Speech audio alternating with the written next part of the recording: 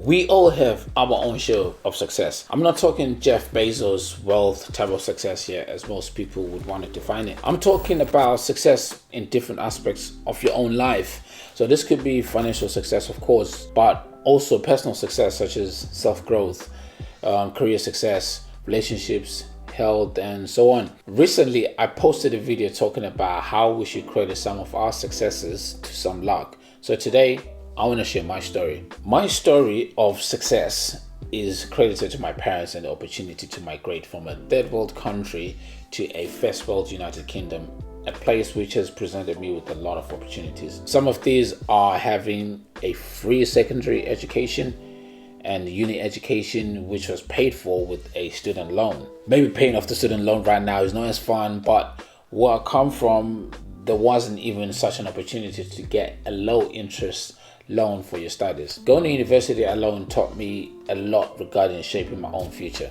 The bachelor's degree I got isn't the only gain from uni, but the life lessons, people I met and learned from, and the self-help books I came across are what shaped me. A lot of my life's lessons have come from reading books, so I want to spend some time talking about some of the books I've read and what I learned from them. So bear with me. It may be a bit strange, but bear with me. The first self-help book I picked up was Think Big by Donald Trump. This is a book which a friend of mine had with him, and because he had finished reading it, I borrowed it forever.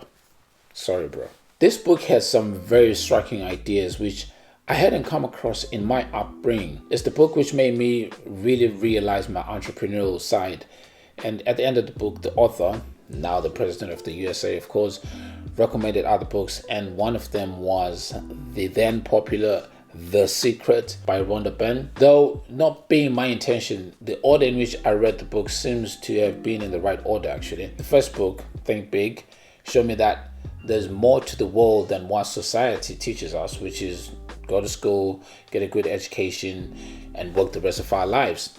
Instead, it showed me that we can be more than that by thinking big. The Secret dwelled on the same ideas as the Think Big title, but from a sort of spiritual perspective. A book I read after these positive thinking titles got a lot more practical. It was The 7 Habits of Highly Effective People by Stephen Covey. It takes this concept into a different narrative, which is positive thinking can only take you so far. More than that, you've got to put in the work. So now I had the foundation of thinking positively. So it was then time to put in the work.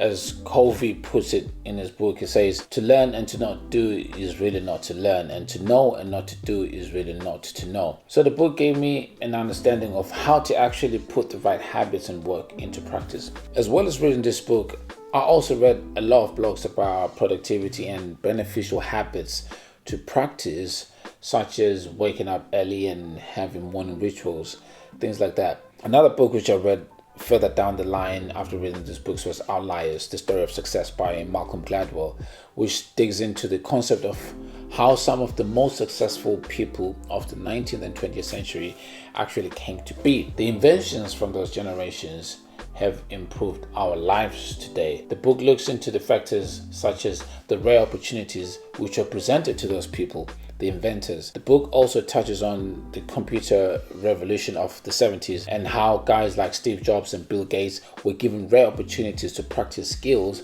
which they then later used to start some of the biggest computer companies we know of today, Microsoft and Apple. These factors range from things like being born at the right time and the right place, and the people they met along the way. My take from Outliers was that in life, opportunities are presented to you and you have to learn to execute when the time comes. But also, you have to recognize that not everyone gets the same level of opportunities. Right, that leads me back to the point of my own success.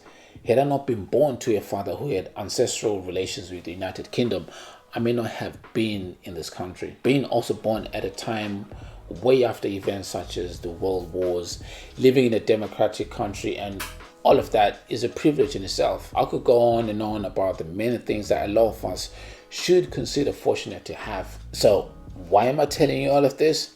Because I recognize the share of luck I've had. The simple thing of having picked up the right book early on in life that shaped my view on self-development. And that's only part of my story. And it's a story I've somehow managed to really tell through books I've read. And I hope it makes sense. We all have our stories, and I think it's important to stop for a moment and look back at the fortunes we've had. So my story from here on is about dedicating my time to give rare opportunities to others through sharing knowledge. And I also want to constantly improve myself on a daily basis. And a big part of that is by increasing my knowledge through reading. I'm writing my own story and creating my own log. And you should too.